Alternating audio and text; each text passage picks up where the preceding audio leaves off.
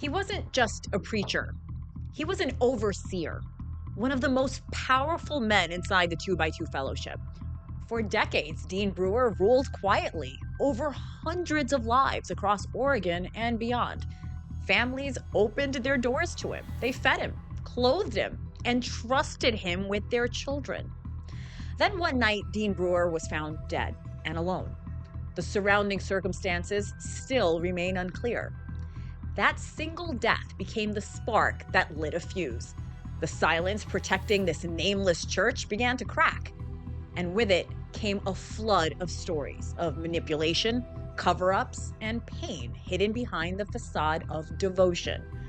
The 2x2 Fellowship doesn't look like the religions you may know. No steeples, no charismatic leader on stage, just preachers traveling 2x2, delivering their sermons in the living rooms of parishioners. Workers have no home to speak of. Instead, they live with the very patrons they are preaching to. But former followers say it was this church structure that allowed those in power to foster a culture of abuse. And after Dean Brewer's death, those secrets finally came to light. I'm Hena Doba, and this is Horror in the Heartland. Before we get started, we do want to give audiences a warning that this episode contains heavy topics, including descriptions and discussions of abuse, and may not be suitable for everyone. Andy Scholl was a worker in the 2x2 sect who traveled and worshipped alongside Dean Brewer. He saw firsthand how an overseer could command absolute trust and obedience from his followers, and what that power could do. Andy, these stories are never easy to share, so thank you again for coming on and sharing. I want to know more about this man, Dean Brewer. You traveled with him for a long time. You traveled the world with him. Talk to me about that experience. How did he carry himself around, especially with families that hosted him and trusted him? Yeah, that's a really good question because so I knew him from the time I was a teenager. I first got to know him when he was a young worker, as we call our ministers. We are always referred to as workers. So he probably would have been only maybe 29 around there, and I was 13, 14, between 13 and 17. He worked in the North Seattle area, and that's where I lived, in North Seattle, and that's where I grew up. Anyway, my memories of him in the home,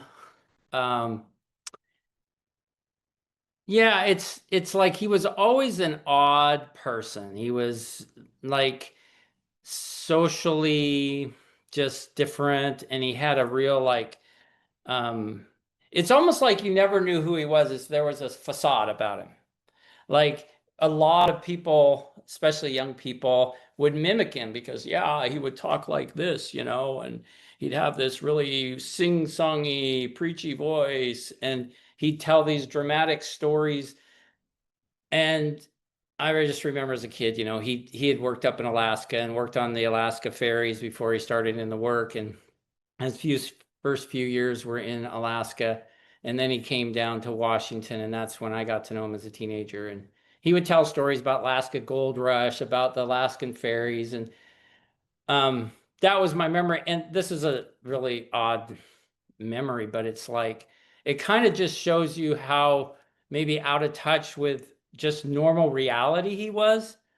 So they would stay in our homes. Like when we went into work, we left home and everything. Like we forsook home, career, salary, retirement, healthcare, everything. We just we lived in people's homes, and we would stay like anywhere from 2 to 4 nights in people's homes in areas where there were lots of people.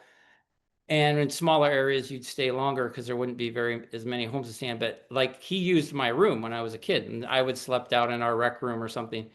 But after he left, my closet just stunk like BO. It was like, whoo, and we kind of had this joke. It's kind of like, well, here's an adult that's like 29 years old and doesn't even have that awareness of just natural hygiene. Like it stunk. And I was like, so that's one of my memories. And Sure. And then you fast forward to then when I went into work, like 10 years later. And just for our viewers and listeners, explain what the work is if they just It's need a okay. reminder of what that is. It is the ministry of the 2x2 church. Okay. And And parishioners were called friends. They were friends. called the friends, and the workers were the workers, and the people, yeah, the parishioners would be the friends. And then there would be elders, and we'd often hear about elders and elders' wives, and those would be people that had church meetings in their home. And I grew up with one in my home. So my mom and dad were elders in the church, since we had a Sunday morning meeting in our home. How old were you when you joined the ministry? I was 26. So you're 26. Yeah. Mm, continue from there. You're 26 and Well, now you're then traveling. my fourth year in the work, I went up to be in Alaska, and then Dean was my companion. That's the term we used, which of course had other connotations in time. And I think I started using the term coworker, but people in the church, some still call them companions. But it's just that every year we would switch who we work with and where we work most of the time.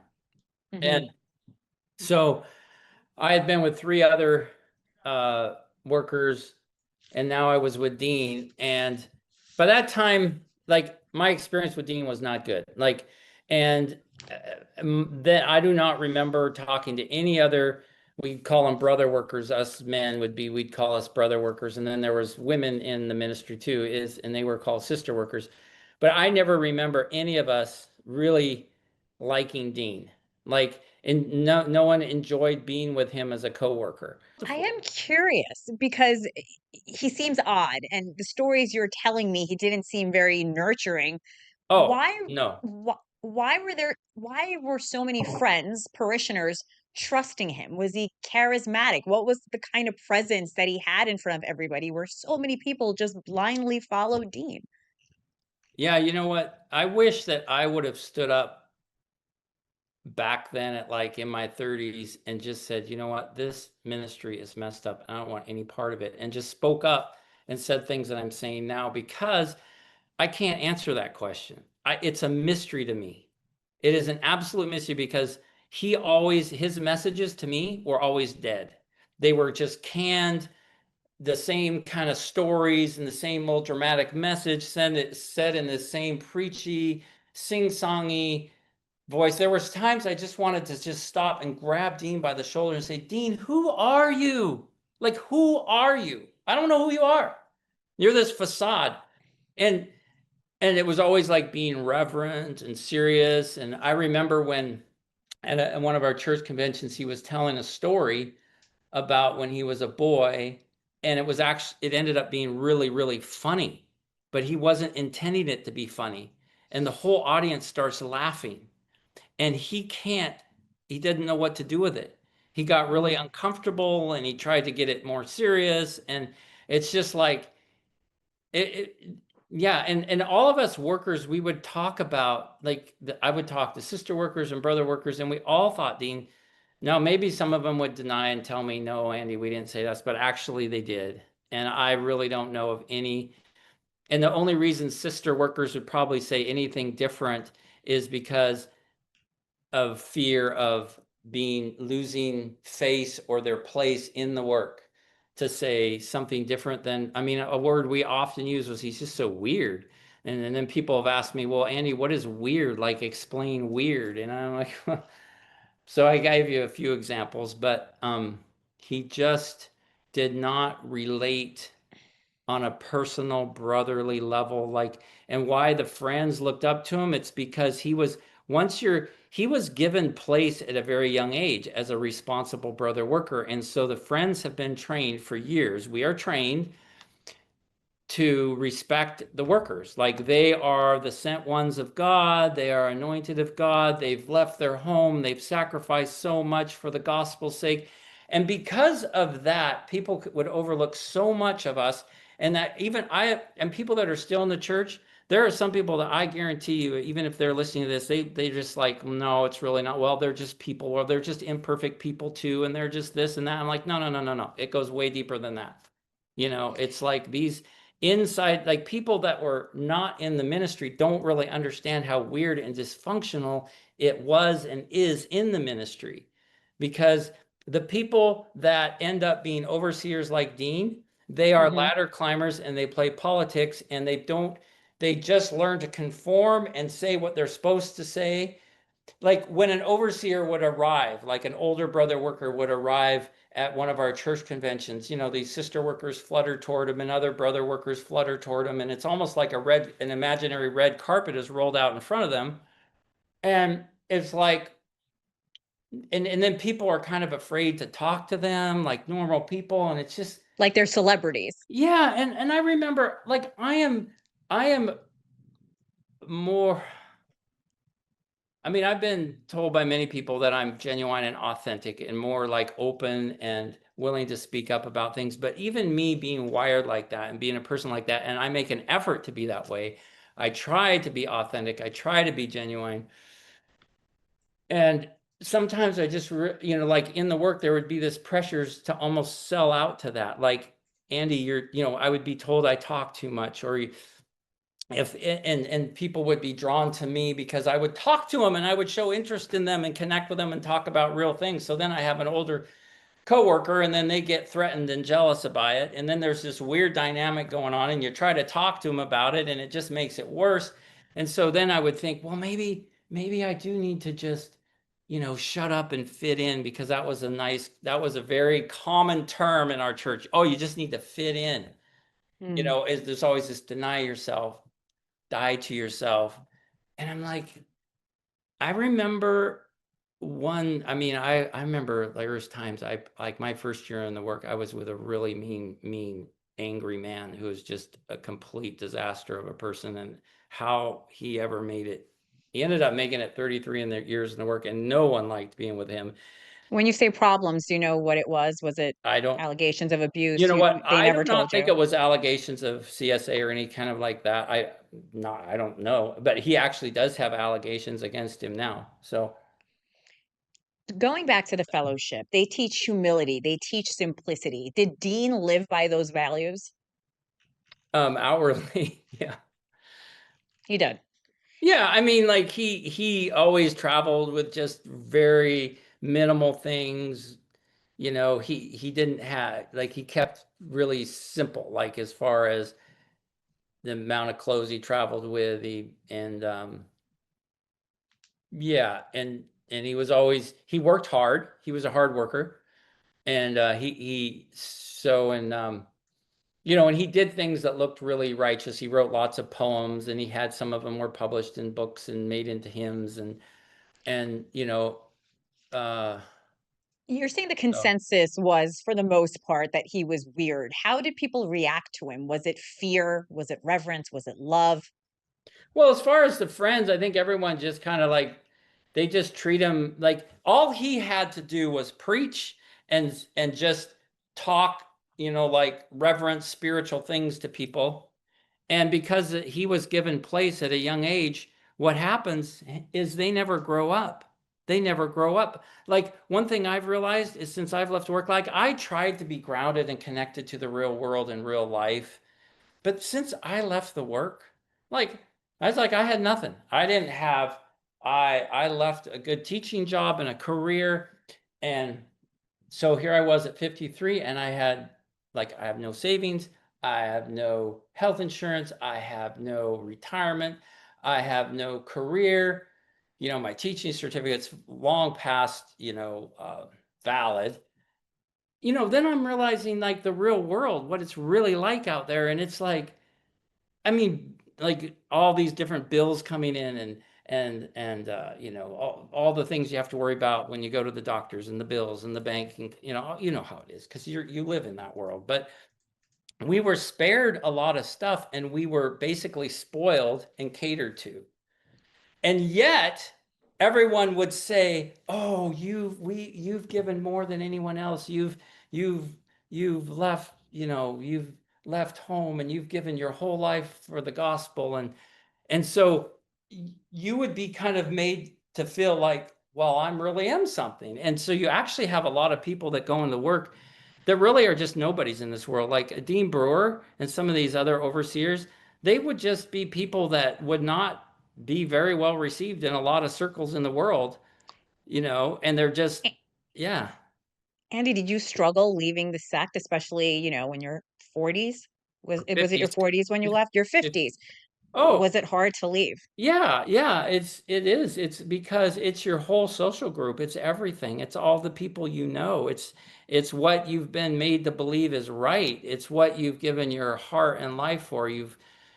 And It's the only life you knew. right. Yeah, so it is, yeah, it's trauma. It's traumatic. And I mean, I've been seeing the same therapist for 2 years now, and she's been really good and helpful. And just recently, she started doing this EMDR treatment with me, and it was like really good. It took me back to the time in my teenage years, and it's really kind of revelatory to me, kind of to realize some of the things that you are convinced that it's God that was speaking to you and leading you, and really it wasn't. So years later, you find out Dean died. Yeah. Where were you Oh and yeah. how did you react to the news? What Yeah. was your first reaction? Oh, when I heard he died? Hmm. When I heard he died, Um, I was kind of, yeah, we were all shocked. He was 67 and he was a physically strong person. He had a lot of Hmm. stamina. It was just, he was built, he was kind of one of those people that was just built naturally strong. Like he just kind of had naturally strong, like shoulders and arms and hands. And he was just, yeah, and so he never seemed to slow down. He just kind of like, just forged ahead and just seemed like, um, and so I was like, yeah, I was shocked he died. And then when I heard he died in a hotel on Grants Pass, I was kind of like, well, Very mysterious. The that's bizarre. circumstances Of around course, his death are everyone odd. has stories, or reasons why he was at a hotel. But I mean, all of us that are in the work, especially, this is one thing we know, Hannah. We know this. He, especially as an overseer, could call hundreds of different people in the state of Oregon, in the state of Montana, in the state of Washington, in the state of California. And he could call them anytime, day or night. And they would say, oh, Dean, yeah, come in. Yeah, come. Yeah. They would just welcome him in their home. Absolutely. Like there's no reason you need to go to a hotel. Right. Like, and I heard this story that he was apparently not feeling well and he just didn't want to bother anyone. And, that's kind of the story I heard. And I don't know who said it and how I heard it, but that's kind of what I heard.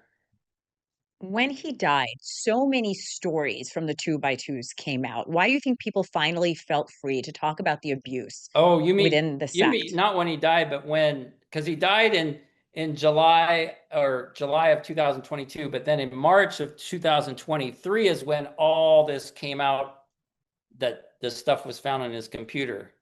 So then, What was found on his computer? well, that's when there was a letter sent out by Doyle Smith, who's an overseer in Oregon, saying that there was some things about like he actually wrote in that letter that Dean was a rapist, that he had raped.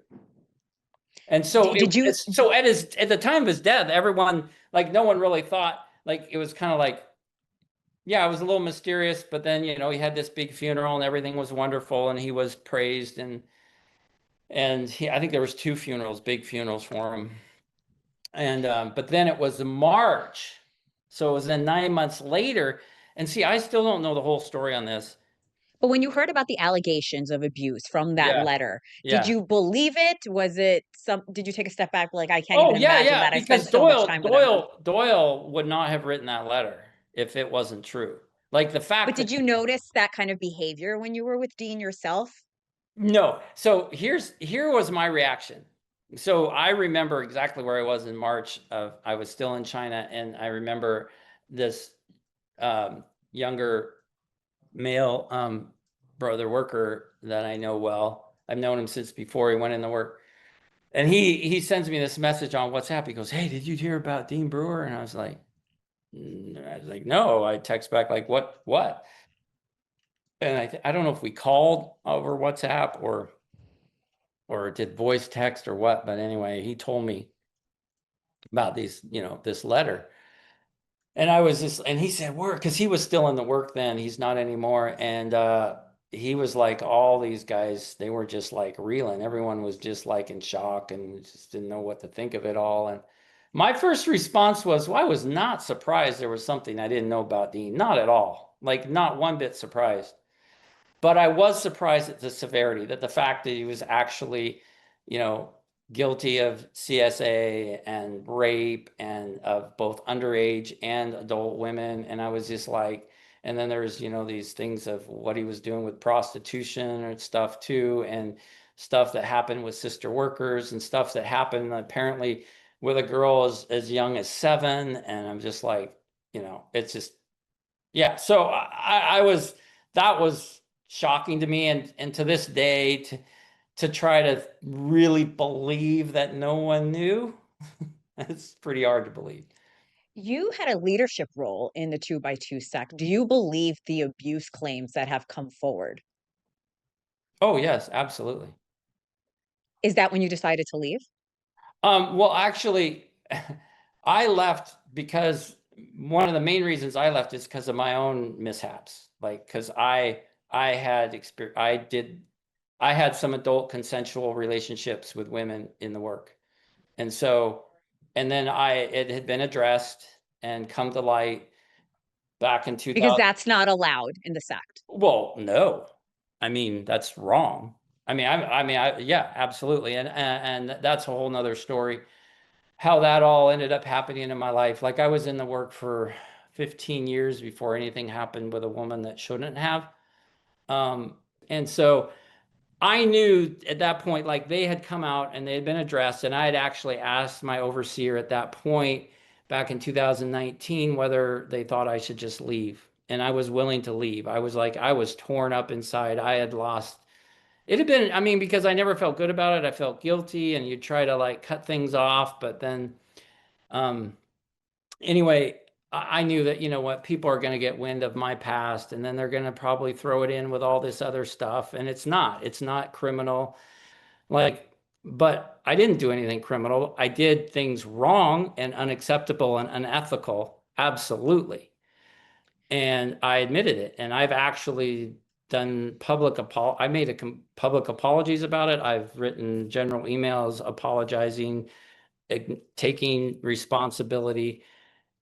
But But Andy, you're describing your experience as consensual. When it right, comes to the abuse, child abuse you're right. and rape, why do you think the church allowed this behavior to fester?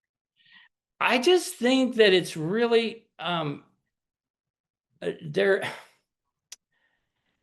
it's really a bad look. You don't want to admit it. Like, and so it's similar, like, there's plenty of stories of workers that there's been some allegations or that heard of some things, and then they just move them to another place, right?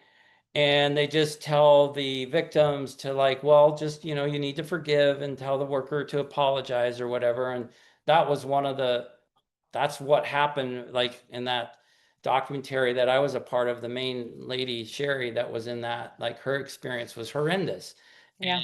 And he, you know, it was just awful. It was just, and um We've talked to Sherry, and it yeah, is, you're yeah, right. yeah. It's absolutely It was terrible. awful. Like, he should have been put in prison. He should have been. It should have been taken to the law. And I've always felt that way. When there is a crime, especially a crime like that, like, we need to, like, separate it from the church. Always felt like that. I always was like, no, we don't deal with these things in the church. If it breaks the law, then you take it to the law. But then when you found out that this is still happening in the church, do you think it's still happening today? I hope not. Yeah, I hope not. Yeah, I mean. Um, well, I'll give you the example of my own experience when I tried to speak up about a coworker who had been in the work 40 years. I had known this brother for many, many years before I was ever in the work, and he had a reputation of always wanting to be in hot tubs with young men. And, you know, even had a little, we'd call him hot tub, and then his name, that was what people were referred to him as. Um, and I'd heard from years ago, I had heard third hand from a teenage girl that these other teenage boys that had been asked to go hot tubbing or up in these hot springs with him, and that he told them like swimsuits were optional, and he talked to them about masturbation. It made him really uncomfortable because I've always felt like that's not our place to be talking about young men about that. Like, and even if they asked us, I would be really, really, really, really careful and say, you know, maybe you should talk to your parents about this or your counselor at school, or you know what I mean? And so, but he would like talk to them about that. He would bring it up and then talk about not wanting, you know, like swimsuits are optional. And he did this with young men and underage men. And so I'd heard this third hand, right? Like, but it was always in the back of my mind. So then when I was with him for a year, his spirit was dead. And I remember we were staying with this bachelor, he was a cool guy, and it was way up in the sticks, and then he convinces him to let him build a hot tub out on his deck. And so then he buys a hot tub off of eBay, and he was going to go build this hot tub so he could be in the hot tub with this single good-looking guy.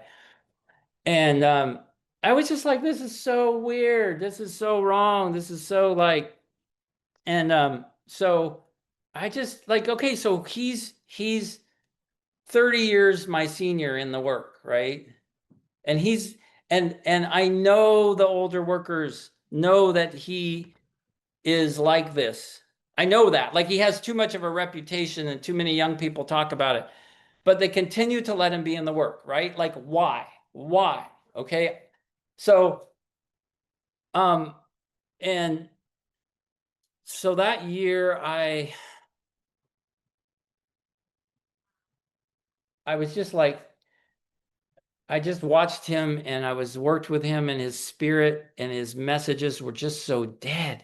And we had no fellowship as coworkers. And I'm like, this is so wrong. Like, if we're laboring together in the gospel, we should be what we call brothers in Christ. Well, if you are a brother in Christ, you should have like a great time together. You should be able to talk about anything together. You should be able to share your hearts.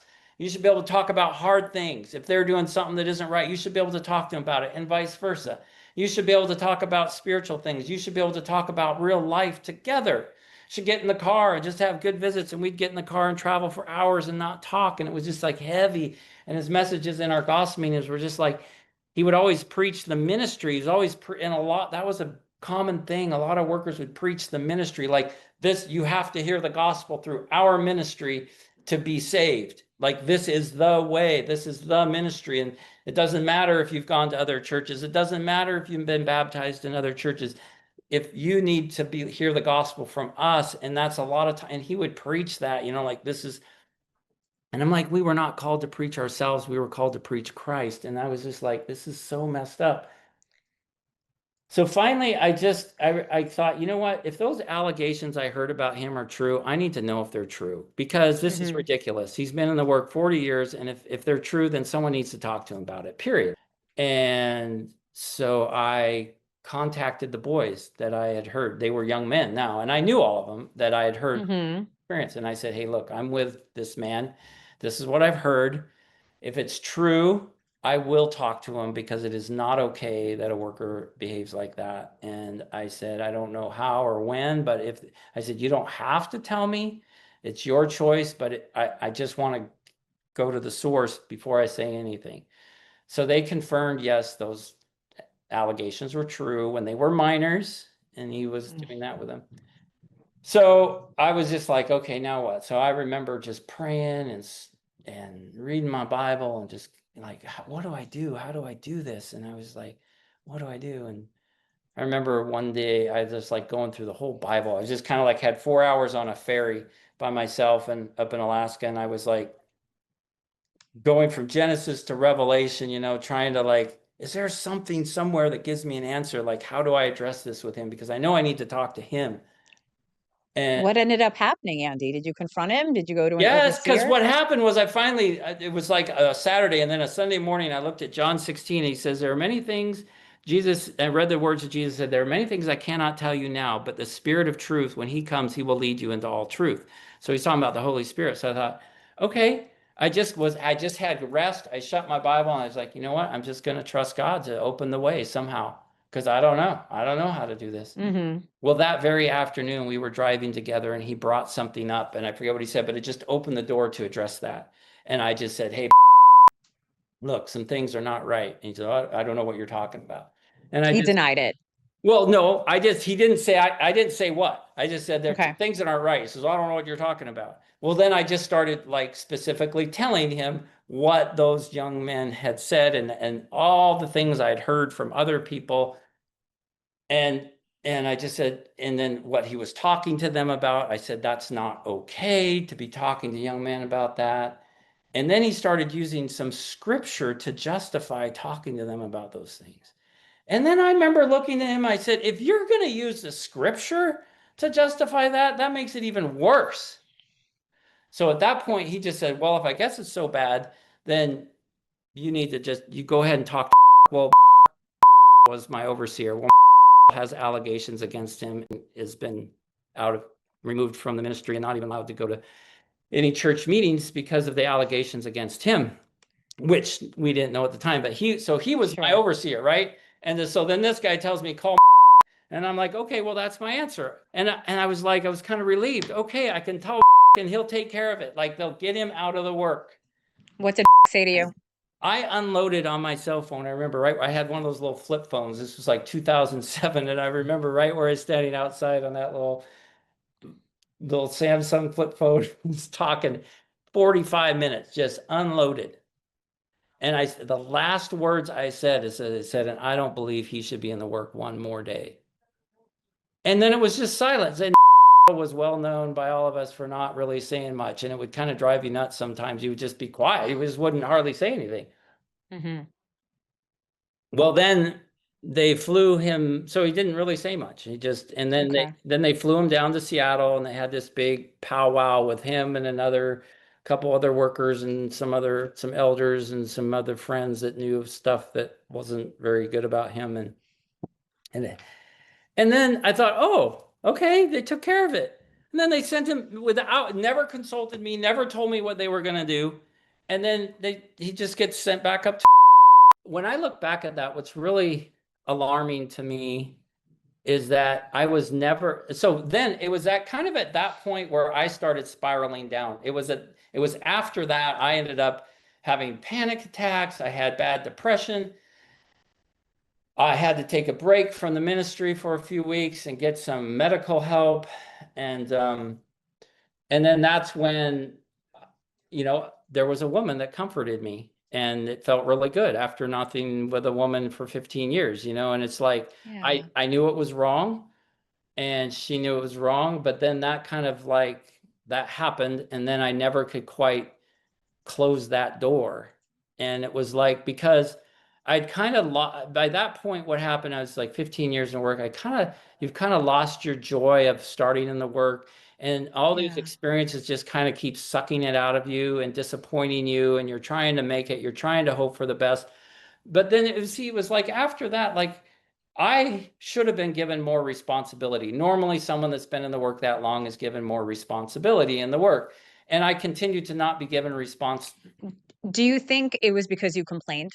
I think, well, I did not toe the line as a worker, and I spoke up as a worker. I was more outspoken, and I don't think some of my older companions wouldn't necessarily vouch for me because I don't think they really liked me very well, because if people like me more than them, because you're more connected to people, and it's just like, I just remember thinking it was just getting really, and then what happens is when you get validation as a wonderful person by a woman, it feels really good.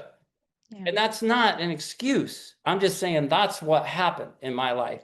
Because when I look back at it now through the eyes of like, okay, just common sense, professionalism, ethics, all this stuff, I think, why did no one? There was another older brother that knew what I did too, a brother worker, a couple of them did, a couple others did. They never, ever, ever once said, Andy, thank you for speaking up, that you did the right thing. Andy, thank you so much for speaking with me. The FBI is currently investigating the organization discussed in this episode, the 2x2s, and is seeking information to help identify victims or individuals with knowledge of abuse and or criminal behavior within the religious group. To provide information, to report your abuse, you can go to tips.fbi.com. And next week, I will talk with a couple who left the 2x2 sect together and how they have since worked with survivors of church abuse to move forward. Here's a look at my conversation with Abby and Mike Prusak. For me, it just felt normal. It was just normal life. And looking back and realizing and learning about so many of my peers that experienced abuse at the same time that we were growing up together it's